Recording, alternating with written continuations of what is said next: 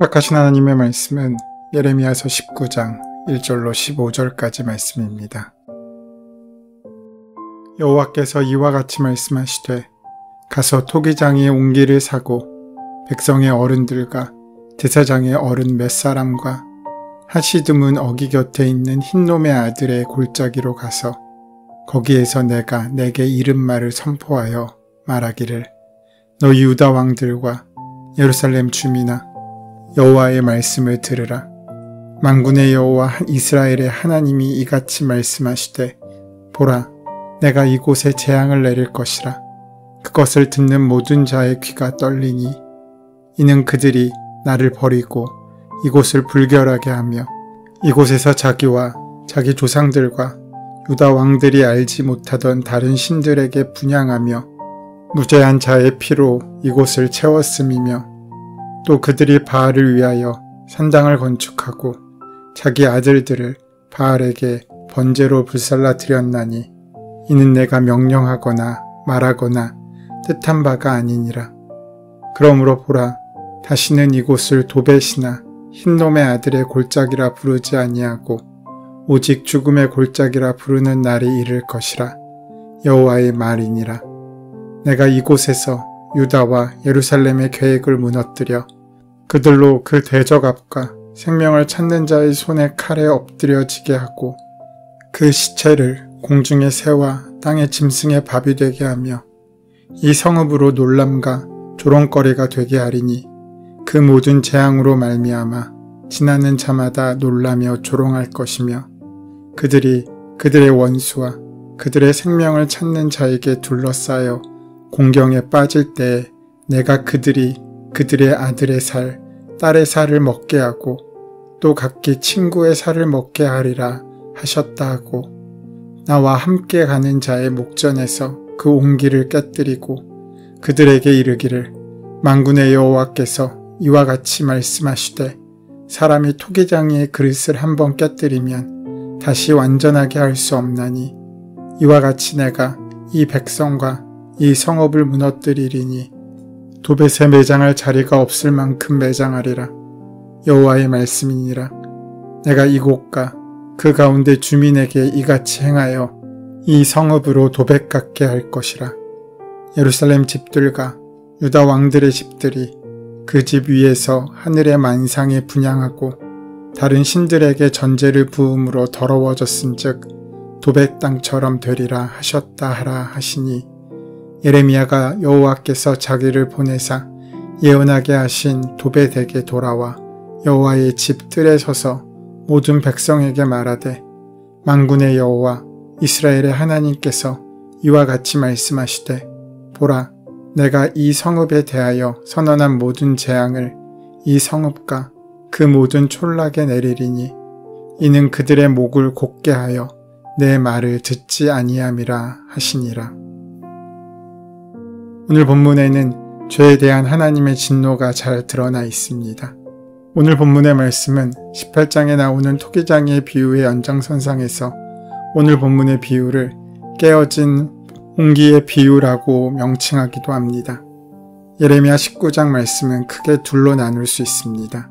첫째는 1절에서 9절까지 말씀으로 가증한 우상숭배에 대한 하나님의 심판이고 두 번째는 10절로 15절까지의 말씀으로 토기장이 그릇을 통한 하나님의 교훈입니다.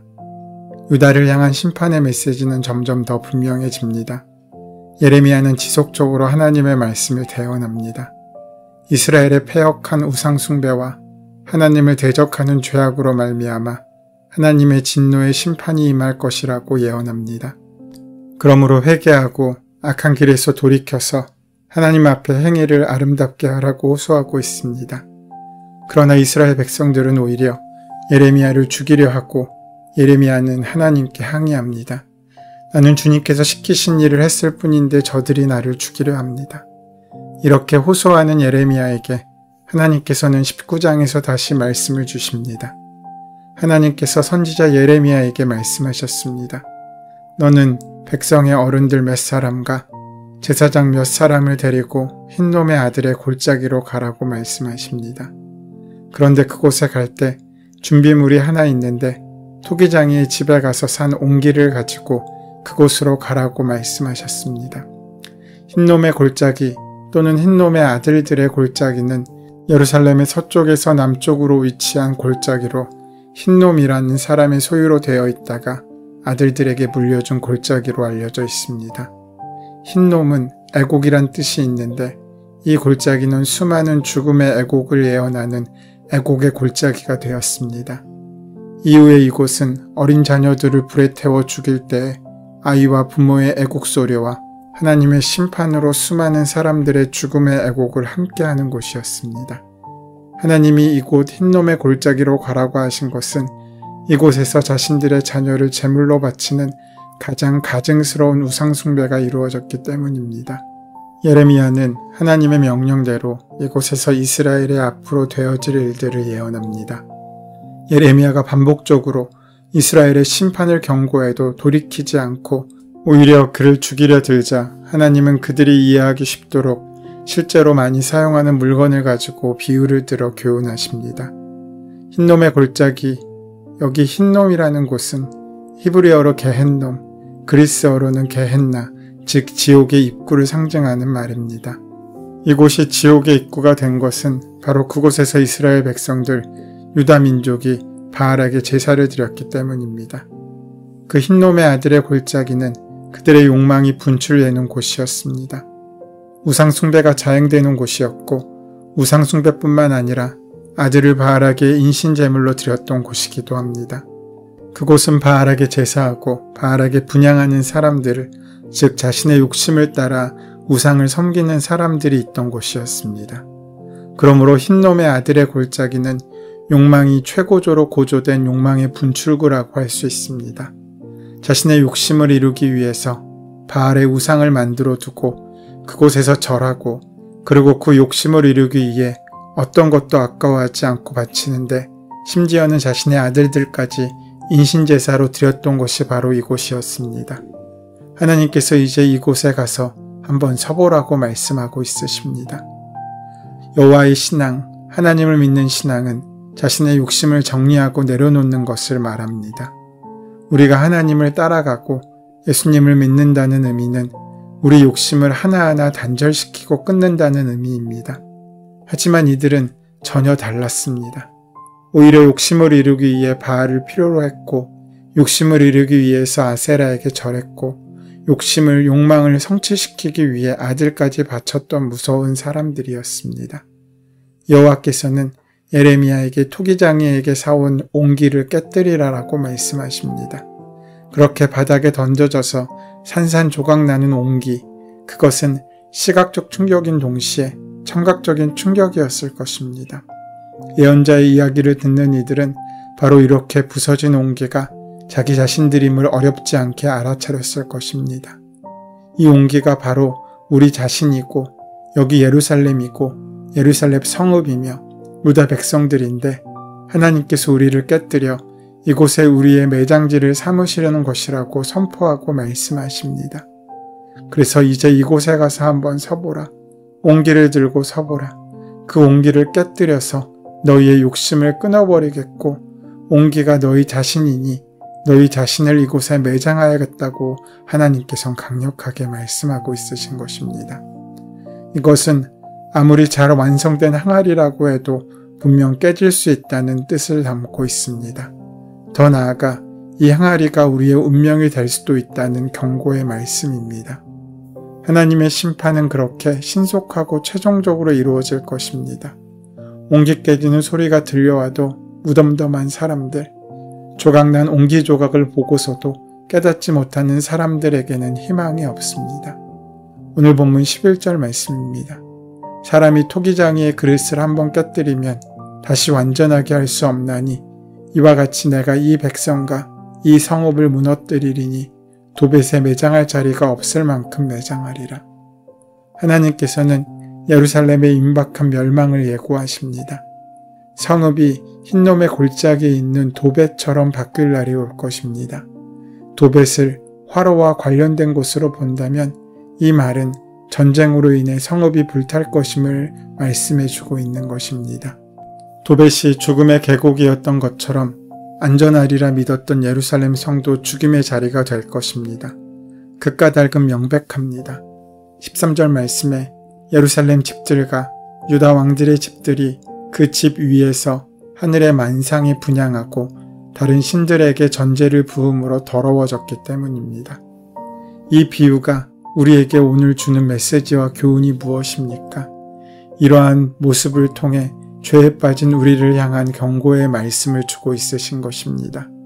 하나님께서는 당신의 권리가 어디까지인지를 만방히 알리십니다. 그분은 만드시기도 없애시기도 하실 수 있는 분이고 그분은 세우시기도 낮추시기도 하시는 창조주이심을 보여주고 있으십니다. 하나님께서는 우리가 욕망하는 그곳에 우리 자신을 매장지로 삼으시겠다고 말씀하고 있으십니다.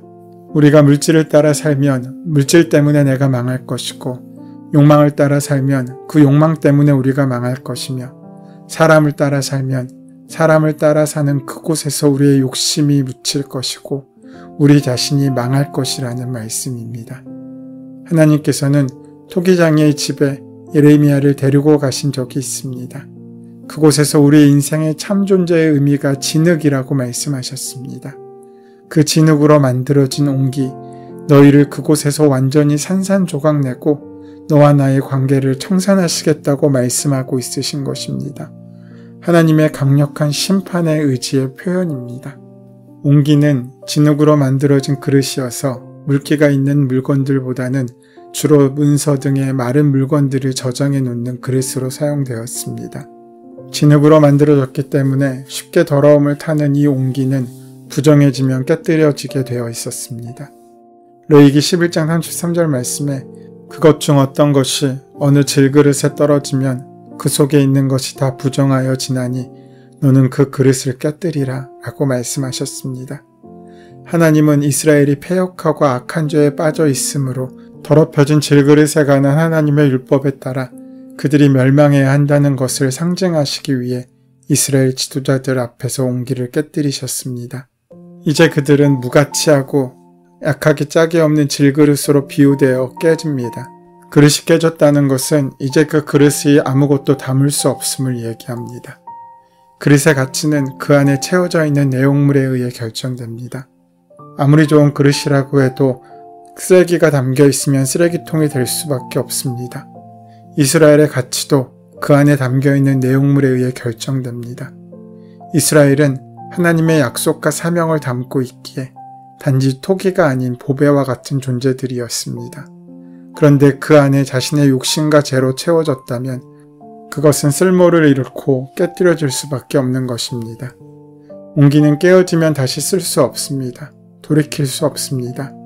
하나님은 이스라엘을 살리지도 못할 그들의 허망한 계획과 함께 완전히 깨뜨려 버리시는 심판을 하시고 그들을 새롭게 만드시겠다고 하십니다. 예레미야는 이제 선포의 장소를 옮깁니다. 도벳에서 돌아와 여호와의 집 뜰에 서서 모든 백성에게 외칩니다. 백성의 대표자들 뿐만 아니라 모든 사람이 그 말씀을 들어야 하기 때문입니다. 왜 하나님께서는 당신의 백성들을 향하여 이처럼 재앙을 선포하시고 심판을 말씀하십니까? 그것은 그들은 자신들이 듣고 싶은 것만 듣고 보고 싶은 것만 보는 사람들이었기 때문입니다. 그들은 여호와 하나님에게는 관심이 없었습니다. 하나님의 말씀이 끊어지면 안 된다고 하면서도 듣기 싫은 소리는 아예 그 마음에 담지 않았습니다. 그들은 자신들이 만든 하나님에게만 관심이 있었는데 오직 자기들이 원하는 것을 다 들려주고 가져다 준 하나님이었습니다. 그래서 그들은 거짓 예언을 하는 거짓 선지자들을 원한 것입니다. 이 모든 재앙의 뿌리를 거슬러 올라가 보다 보면 하나님의 말씀을 듣지 않으려는 완악한 마음과 자신에 대한 과신이 있습니다. 말씀에서 멀어지는 순간 우리는 이웃과도 멀어지게 됩니다. 대신 재앙이 찾아옵니다. 예수님은 십자가 위에서 토기처럼 당신을 완전히 깨뜨리셨습니다.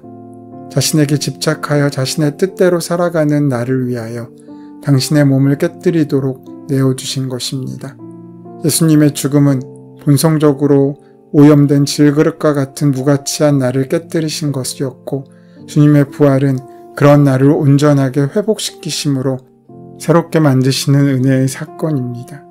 그 은혜로 귀하게 하루를 살아가는 저와 여러분의 복된 인생이 되시기를 소원하고 축원합니다. 은혜의 주님, 우리의 죄로 깨어진 우리의 인생이 십자가의 사랑으로 회복되어지는 귀한 역사와 은혜를 만나고 누릴 수 있도록 인도하시고 함께하여 주시옵소서. 예수님의 이름으로 기도드립니다. 아멘. 이제 오늘 이 아침 우리에게 허락하신 본문의 말씀이 지금 나에게 주신 하나님의 말씀으로 만나지기 위하여 본문의 말씀을 깊이 묵상하시고 함께 기도하는 시간 가지도록 하겠습니다. 함께 기도합니다.